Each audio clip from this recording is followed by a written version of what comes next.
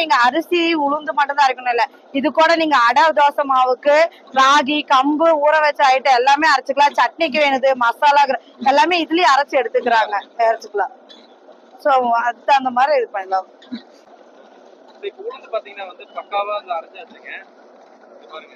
So இந்த மாதிரி தெரிச்சு வருது இல்லைங்க, இப்ப தெரிச்சு வராம இருக்கிறதுக்காக தான் நான் வந்து இந்த மூடி யூஸ் பண்ண போறேன். மாவு வந்து வெளியே தெரிக்காது. தேவைப்படும்,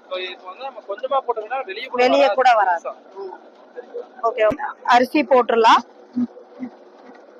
இது வந்து 10 லிட்டர் கிரைண்டர். மாவோட அவுட்புட் பாத்தீங்கன்னா 10 லிட்டர் வந்து எடுக்கலாம். சோ அரிசி வந்து பாத்தீங்கன்னா உங்களுக்கு 4 கிலோ இருந்து 5 கிலோ வரைக்கும் போட்டா உங்களுக்கு இதா இருக்கு.